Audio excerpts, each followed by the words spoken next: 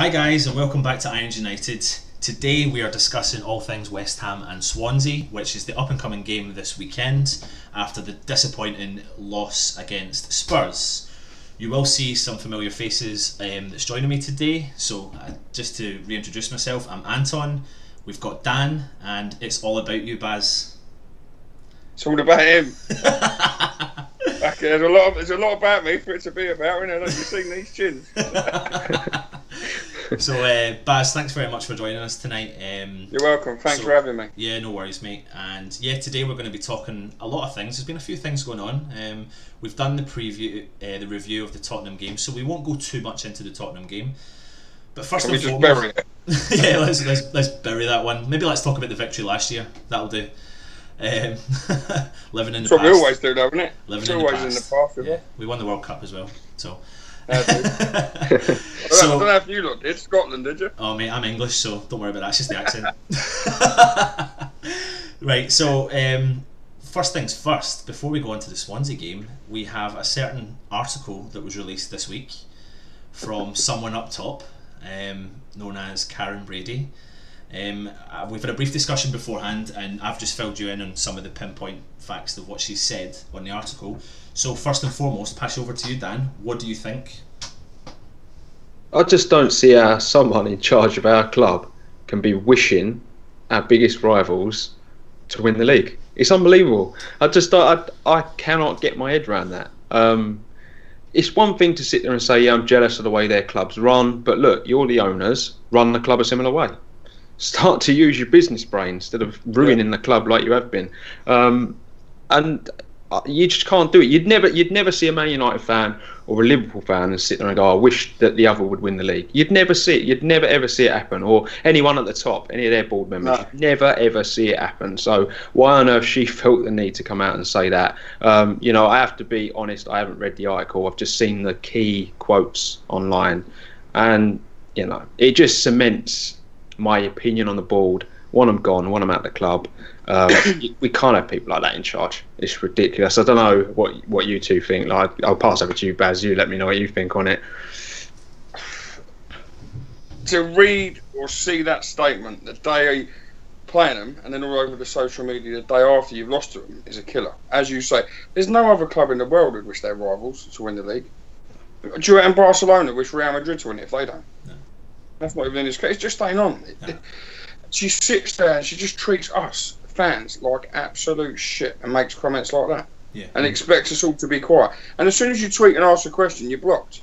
If you tweet well done, nice comment, or a nice column in the Sun today, you're getting thumbs up and things like that. You ask her a question, you're blocked. Yeah. They care nothing about us. No. I think you've hit the nail on the head there, Paz and Dan. When you're from top to bottom right now in our club, there's things going wrong. It's toxic. It is, mate, and when you're getting lied to from the top, there's no trust throughout. Yeah. Because whether you're down the bottom, why are you going to listen to someone above you who's telling you lies? Of course. And there's lies everywhere. And the manager can't have any trust. And if I'm honest, I don't think they trust him with money. And I don't think that's why he's been given enough to spend. Yeah. Because in their defence, he ain't bought great. But you ain't going to ever go any further without spending real money. No.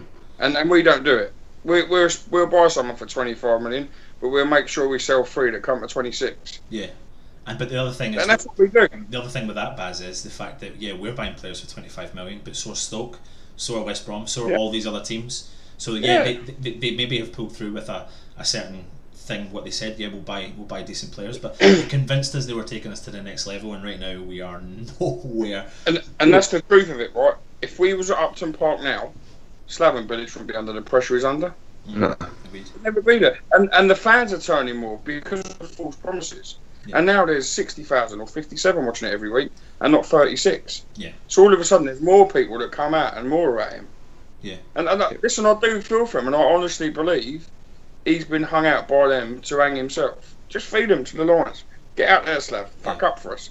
So that attention of the business we ain't done, and all the bad attention's on you and not on us. That's how it is now. Yeah. For me. And if I think back to some of the shows we've done, Dan, previously, we've all had really strong opinions on the board, on Bilic. One thing I'll bring up is the fact that my opinion on the board is not great at all. I am I'm a board out. I'm not going to do it in an aggressive manner, but I'm doing it in a way that you've lied to us from pillar to post from every single step of the way. You've maybe, I don't know, some people are saying fulfilled their promises on affordable football, but for other people it's not affordable football. It's really expensive, it's more expensive. So yeah, they've lied from the top all the way through to the bottom, and like you said, Baz, I am of the strong opinion that they have put Bilic out to dry. They've pretty much done it with most of the managers that have been there. Like when you think back to Avram Grant, like why did they not get rid of him a lot sooner? Because they were just playing the safe game. Exactly. Money. Exactly. But they couldn't have got rid of Bilic in August.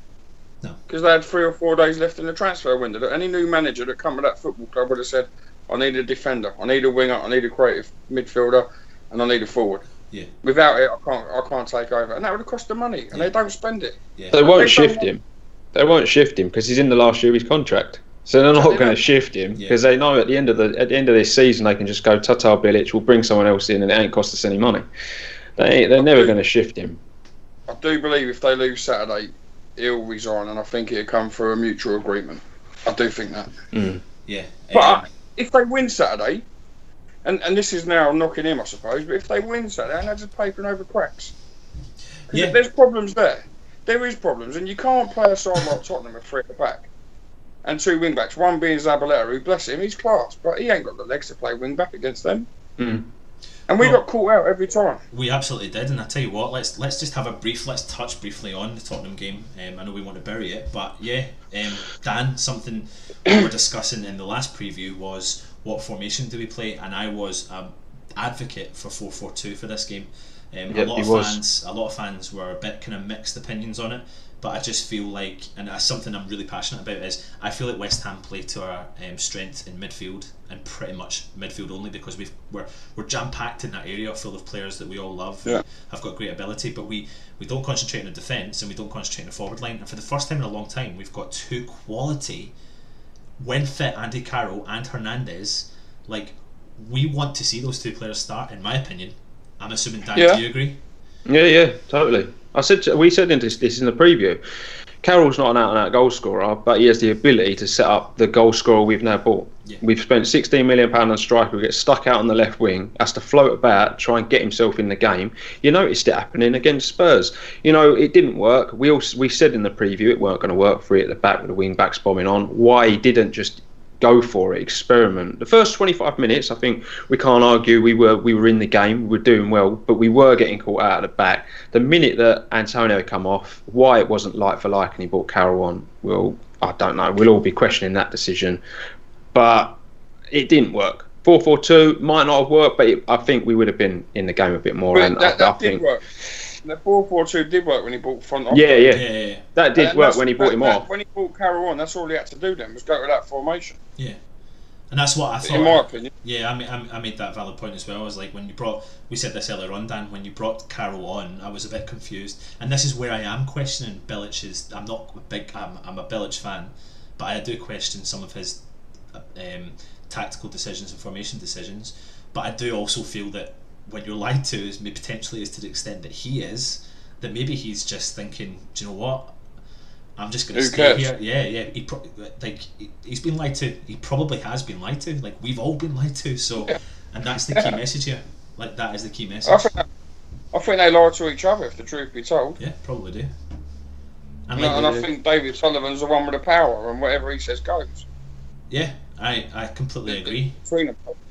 But I tell you something as well. Something I want to pick up on is a lot of stuff's been going around social media about Zaza, who's scoring goals in Spain just now. He's sitting as number 5 in there. But the one thing that does concern me, right, and I'm not trying to say anything or stick up for any of these decisions, but it does worry me the fact that he's playing in the Spanish league and he's maybe scoring goals against lesser teams, but this is happening with most of our strikers, and because we're playing to our strengths of our midfield, which is not working, what are we doing with all these strikers that we're bringing in? Even Caleri's got 3. Even Caleri's got 3 goals. Back to Zaza last year, he played one man up front a lot of the times with him. He ain't a forward on his own. Yeah. Saturday, the prime time for him to play one man up front. 4 at the back, 5 in midfield. Lock it up. Don't let them play. Yeah. Go back to your one man up top. Yeah. That's where we're saying about Bilic. For me, I question some of his tactics because I think he's got one plan at a time, and if that don't work, you don't know how to change it. Yeah. And I think, if I'm honest, and I think, like you said, Baz, and what you said, Dan, as well, is lies breed lies. Toxic. You struggle to get rid of toxicness, and unfortunately, we are. Snodgrass made a quote, didn't he? That when he come on about against Man City, Bilic said to him, "Where do you want to play? On the right, left, or in the L?" Yeah. Now, whose signing was that then? Yeah. He knows where he plays if he's bought in. Yeah. Yeah. Yeah. And that's what I don't get. And if the board were that concerned about the football club, when they've asked Bilic, "Are you happy with your squad?" If you're happy with 22 players, and in all respect to Andy Carroll and Saka, we know they don't stay fit. So really, that's a 20-man squad with 3 goalies. That's a short squad. If you're that happy, you wouldn't keep that manager. Yeah. And if you're that unhappy, you'll do business behind his back like you've done with every other manager. Yeah. Yeah. Wow. So we've started. There's issues there. There's big issues, I think. Massive issues. Yeah. And for me, it just needs a bit clearer out. Yeah. From top to bottom. Everywhere. And I think that right throughout. I think the board have got to go, and as sad as it is, I think Bilic has got to go. Yeah, because I just think he's been left in an unwinnable position now. Yeah. He could win the next 6 games and he still won't have a job at the end of the year. Or the start of next season. We know he's not going to be in charge next year. That's the 100%. thing. Yeah. And do you know the saddest thing is, West Ham now, I guarantee you they've already got someone lined up. Yeah. There's a deal for you at the end of the year. Otherwise, Bilic should have a contract. Yeah. There's one reason he ain't got it, is because someone's set up to go. Yeah. Exactly. So we've got off to a great start, But guys. That ain't the West Ham that we all know and we all supported and followed. It's not, because what it does is it leaves a bitter taste in your mouth, and that's something for the nearly 34, God, I'm giving away my age here, 34 years of supporting West Ham, I've never really felt that. Yeah, I was slightly around for the era of Terence Brown, but I was younger, so I was more passionate about following my heroes, etc. But now I'm older and I've got an understanding of how business works. It does leave a bitter taste in your mouth, and when you see these guys putting quotes out on social media, releasing statements on the website, like, it's embarrassing. It's embarrassing from top to bottom. But so are some fans, mate, when you see quotes last week about wishing Mark Noble an injury. Yeah, that's now, just... as a West Ham fan, I was born and bred. The only thing we ask for as a fan is for you to give 100% passion and commitment for us. And if his name was Mark Nobledinho, everyone would have him on the shirt. He'd be playing in Brazil. Yeah.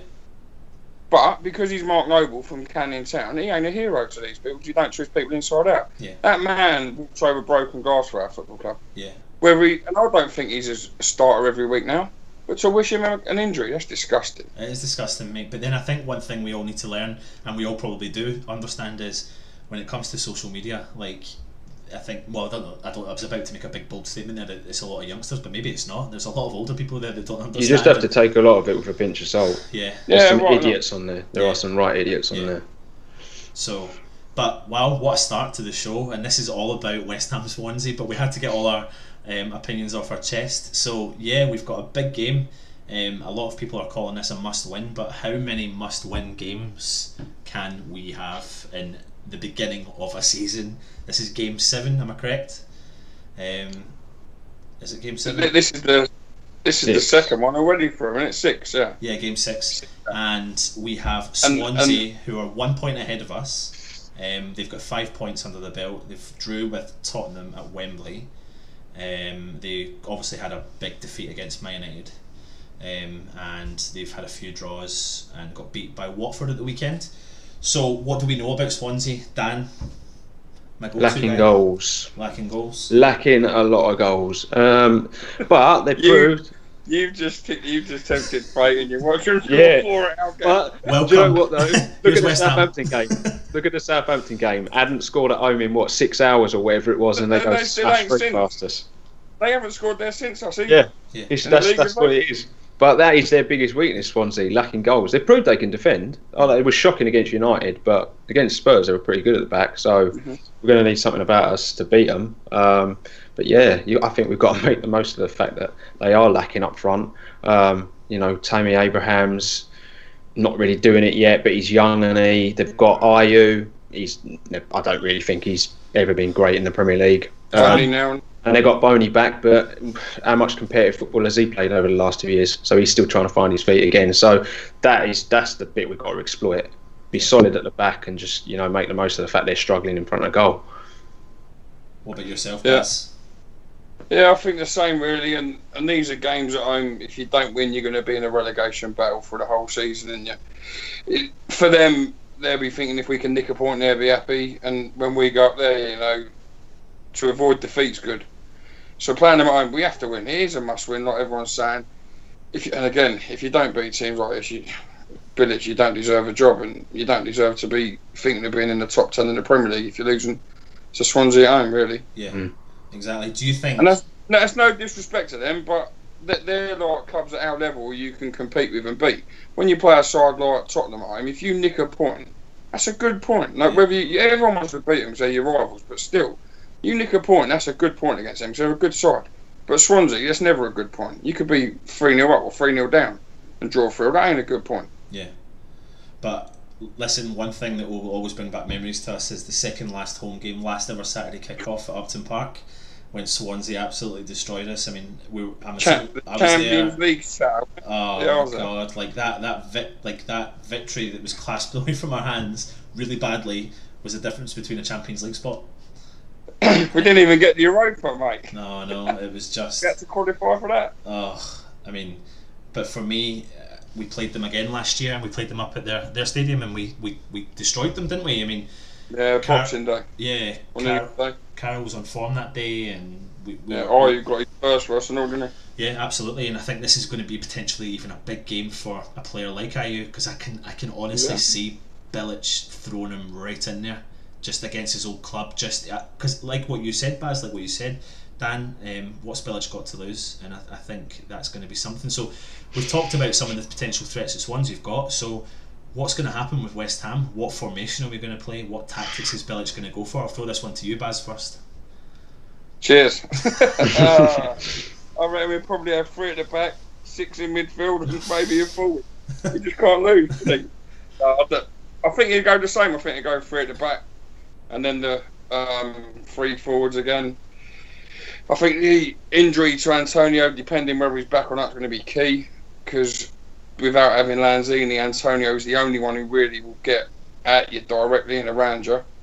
Carroll's not that sort of player, as we know. It is a long ball up to him for him to flick on and or hold up for Hernandez to join in. But if we played that football under Sam Allardyce, you get booed. Yeah. Which don't make sense to me. Yep. Midfield-wise, there's nothing in there. Because we're West Ham, we're fickle fans.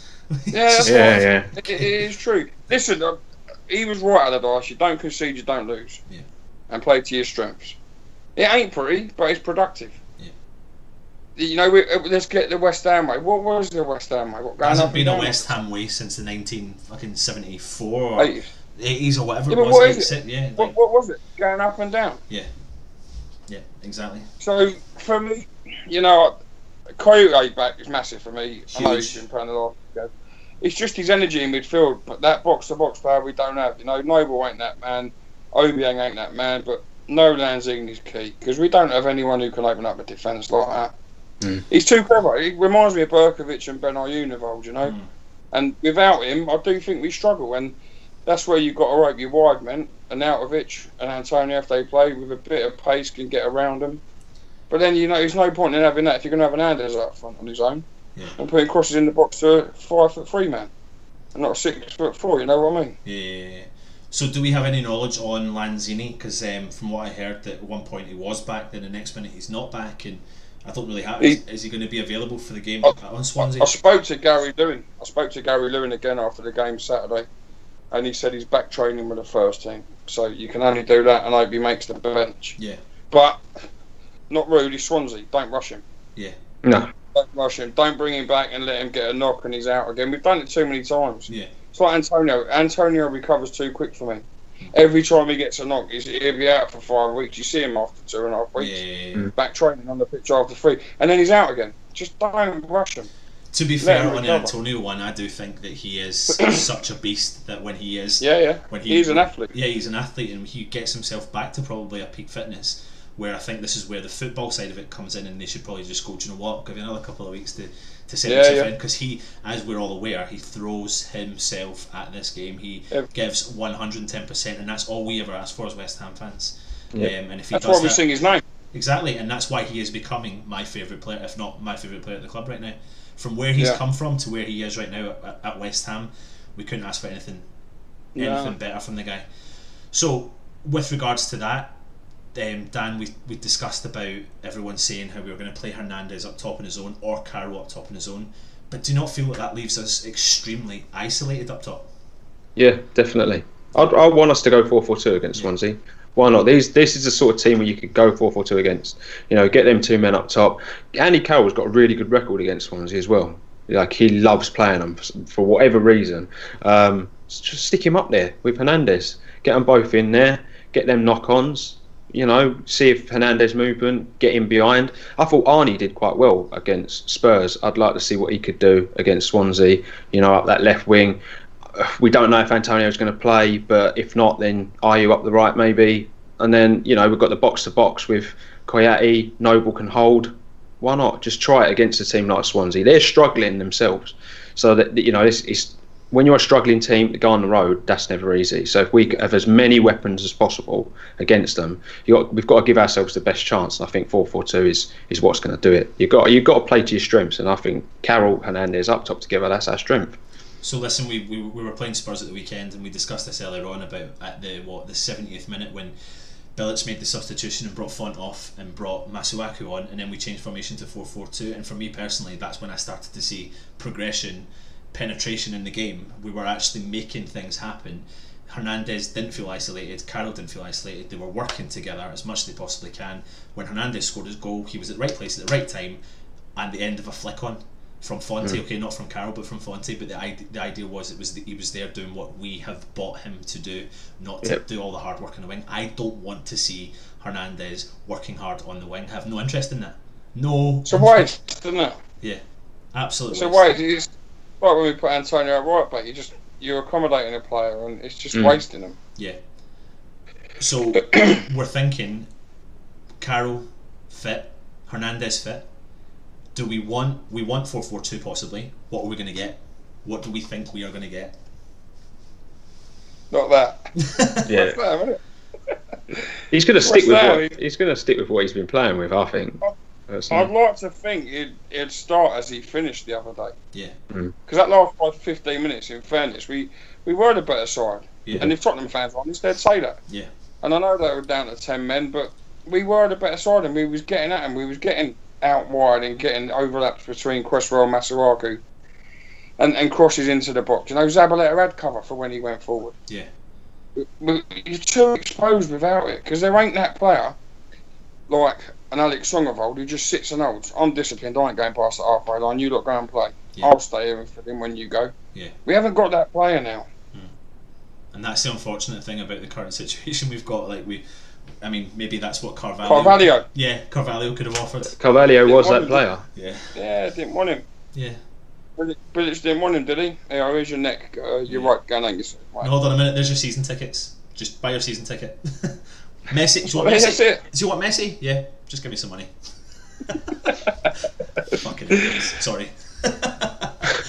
But when you add this on Twitter, make sure you tag David Gold in it. So yeah, we've discussed that. So where are we at with our goalkeeper, Joe Hart? Baz, you mentioned earlier on that you were giving a bit of a hard time in the Spurs game. It kills me, mate, because all we want is like effort and commitment, and there was no shape of that back.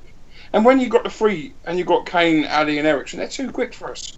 And as soon as Kane got in behind Reed, every time he was in, Font weren't catching him and Ogbonna weren't catching him. And that's exactly how he scored his first 2 goals. Or his first goal, anyway.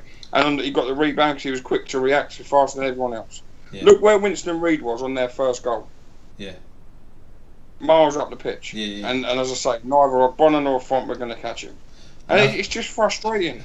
I've said this. How can we see it, who are only football fans? Listen, I'm about fucking 33 stone. I couldn't run around for 2 minutes, let alone 90, you know what I mean? But I know how to play a game of football. Yeah. How can I see it, but like them people who matter can't? Yeah. and we've said this before, Dan, in one of the previous videos about the Font, Ogbonna and Reid combination, because for me, when you play to in my opinion, out of those three, Reid, and as we're all probably aware, is the best centre half there.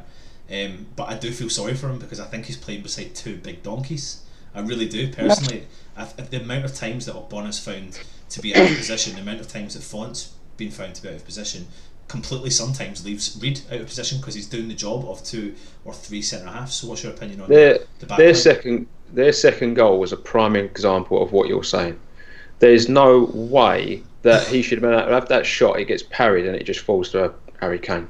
There should be a defender there waiting to mop up, but all three of them, and that's because Reid was having to do the job of 3 centre backs. The other 2 were so far up the pitch where they were trying to play the offside, and it just caught us out. That is just a prime example of what you're saying. There was no pace at all. At times, Ogbonna was struggling so much to keep up with Eriksen. Yeah. They killed us. Their front three absolutely murdered us. Yeah. And that's why when you've got that, you know how dangerous they are. You've got to overload your midfield and not give them a chance. Yeah. Not let them play. And that's what I was saying earlier with the one man up front, which he loved last year. Why he never went to that Saturday, I'll never know. And you go back to the game last year at home when we beat them, we only had one forward then. Yeah. Stopped them playing, didn't score a goal. Yeah. You've got a player like Eriksen in the ranks. He just absolutely dictated the game. And do you know what? If you were a midfielder with his ability, you would look at Font and Ogbonna and you'd go, do you know what? I'm just going to put the ball in behind you every single day of the week. Yep. And Kane's probably going to be at the end of it, or Ali's going to be at the end of it, and he's going to bang in a goal. And if we had Lanzini fit, they would have had Dembele, not Dembele, Wanyama on. Don't let him move. Yeah. We stopped him playing. We didn't stop him playing. Yeah. Because you can't have Mark Noble, Mark any of them. Yeah. So are we in agreement then that Hart starts? For me, I'm still Hart. Just now. You're only as good as what's in front of you, and our defence is shit. Yeah. Yeah. Agreed. There's not much he could have done about any of that on Saturday. Against Adrian.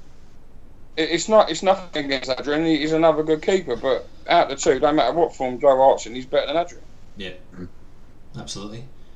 So then, if we're going to go for the formation that we want, which is going to be a 4-4-2, was it Luke who had mentioned that we should give Rice a chance in centre half position alongside Reid? And for me, what another boost it would give to the fans to see another youthful player being brought in who's been performing really well. Disappointed we got taken off against Newcastle. Yeah. What a chance to come in. He is begging for a game. Yeah, he wanted to play against Spurs, didn't he? Yeah. It's natural, wasn't he? Yeah. And I said it when we went to West Brom. When you've got James Collins, arguably our most experienced defender, and Winston Reid, arguably our best defender, in the team, and you put him in, he ain't going to learn off of anyone better. Don't put him in with Ogbonna in front and let him fuck up and look terrible. Yeah. Because they ain't going to talk him for a game. Them other two will. Yeah. And that's why I couldn't understand why he was left out. Yeah. Don't get it. So what we want is 4-4-2. What we're probably going to get is not that. Who we want in the centre halves is Reid and Rice. Who we'll probably get is Font, Ogbonna and Reid. We'll probably find out Reid's been dropped or put a right back. Who we want in right back is Zabaleta, or the wing back. We're going to get him probably in the wing back. What about the left wing back or the left back position? See, it's really confusing because we just don't know what formation he's going to go with. Well, Creswell was awful against Spurs, wasn't he? Yeah. Awful. But I tell you what, when Masuaku came on, he gained a little bit more confidence because he had that, like what you said, Baz, he had that cover. So when one was going forward, the other one was staying, and they actually looked like they worked really, really well together on the left wing. And so that's how it should be for me. Yeah. Masuaku's great going forward. I don't think he can defend. No, he's not a great. And Aaron Cresswell can defend when he's having to defend, but when he's got to get up and down, I think you get not confused. It's the wrong word, but I don't think his concentration levels are there as much as when he's just a left back. Yeah.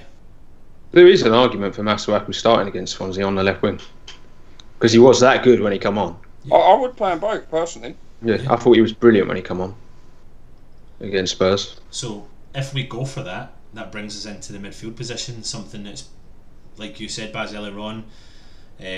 Mark Noble came on. I thought personally Mark Noble had a good game against Tottenham.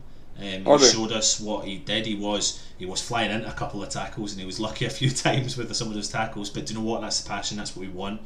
It's a London derby. You want to see it, don't you? Exactly. I said it in the preview though, didn't I? I said that there's one game this season you'll get the best out of him. It's that one, and he proved me right. Yeah. And he'd done it last year. He'd done it absolutely last year. He bossed the game last year as well at home. So are we going with the same two that we think if Lanzini's not fit? Yeah. Noble and Kouati. For me, I think for this game, I agree, but it does worry me. I think I'm going to mention it. And again, what you have said, Noble for me is Mr. West Ham through and through.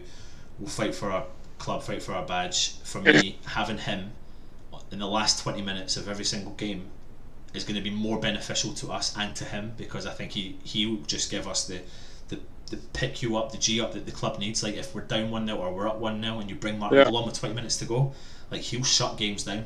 He will shut that game down. He immediately knows how to do it. He knows how to wind up the other team. He knows all their kind of. He's the Achilles heel, and that's the way I see him playing, is to become the last 20 minutes and be the Achilles heel for the opposition team. But yeah, for Swansea, I see him. Kouati, I'm delighted to see back in, and I just, if we can get this man Mountain back to his best, and hopefully I think having a goal will give him a bit of confidence. Because if you see his interview at the end, he does talk about, I'm glad to get off on the score sheet. He's disappointed at the loss, but I think he's a kind of player that reacts well to a bit of positive from the fans and positive around the team.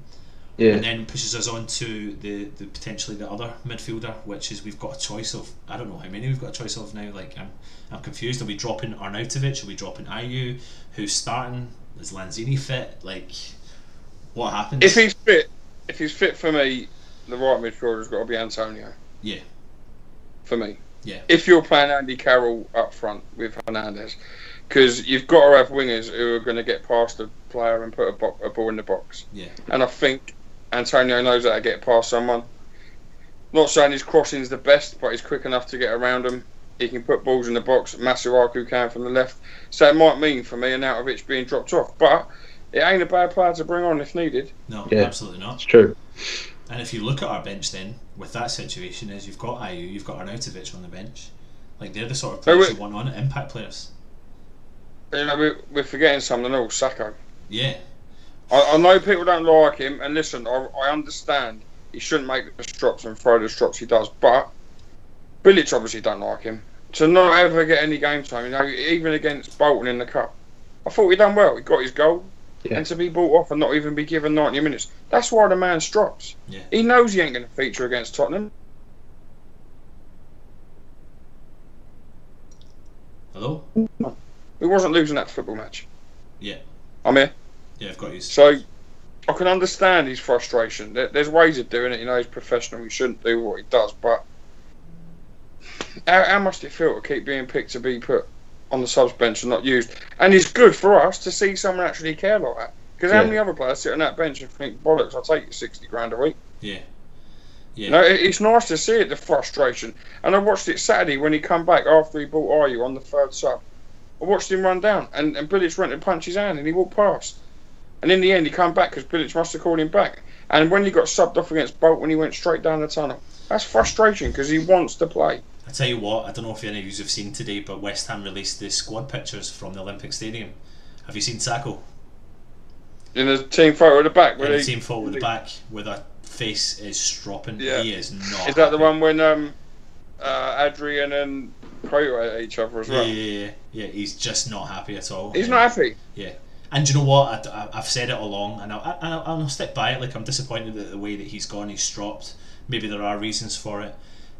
But yeah, if he's been brought back into the club and potentially told he's going to be given a contract, again, I just think it's all bullshit, to be honest. I just think it's all bullshit. It's all a case of, do you know what, he's fit. They're trying to maybe make him sound like he's fit. He's scoring the odd goal.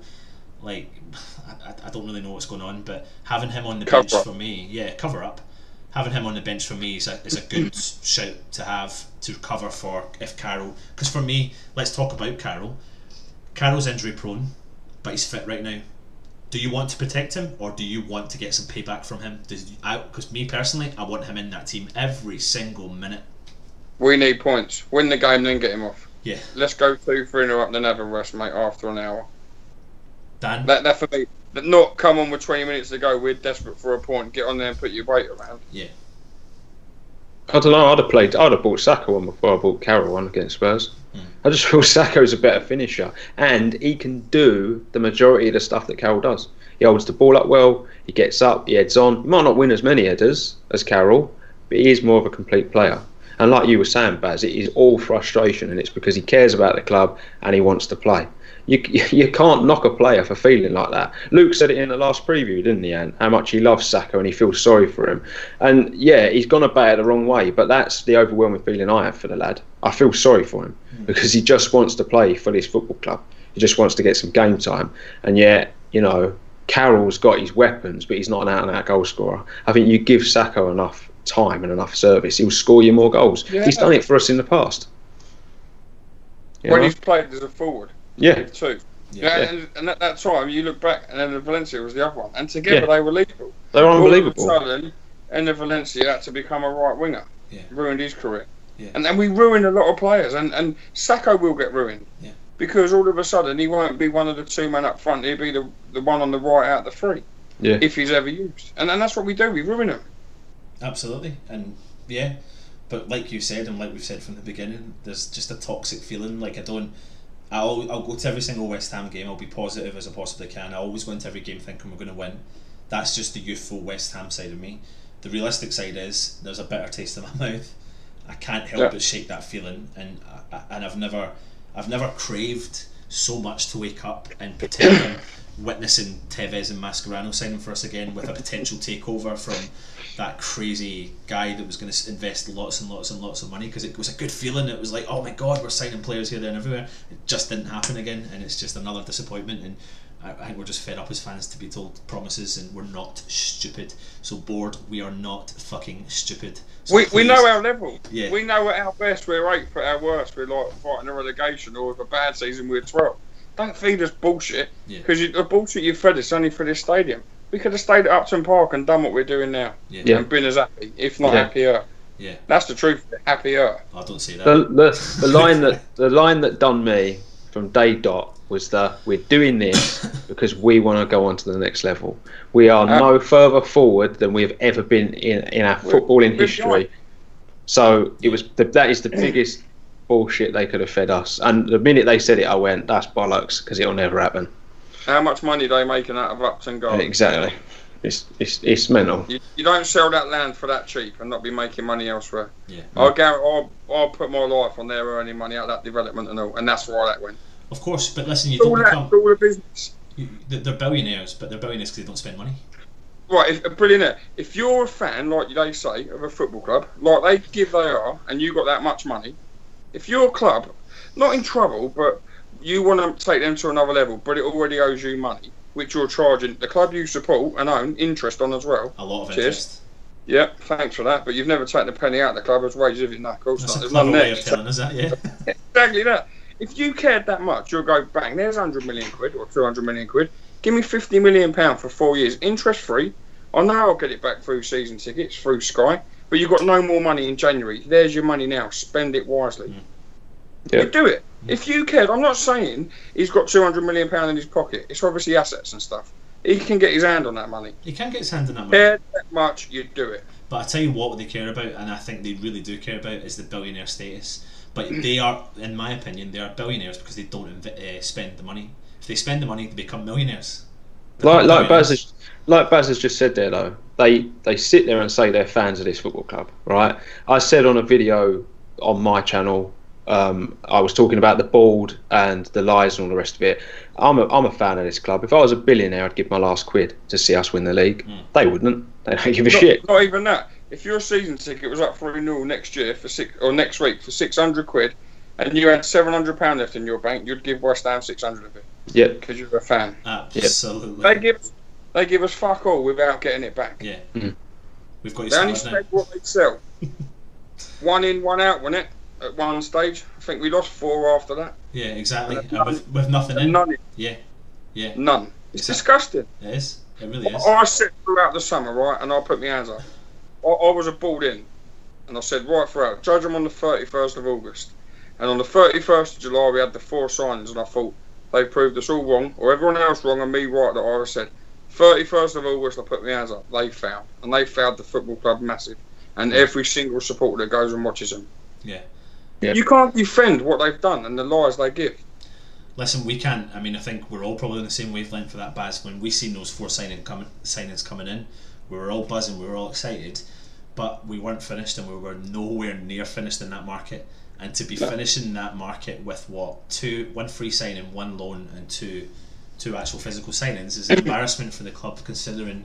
And I'm sorry I bring it up, and I know this is a Swansea preview, but I'm bringing it up. The marquee signing, the marquee signing, and don't do that. Don't put that message out there, and don't back it up. No.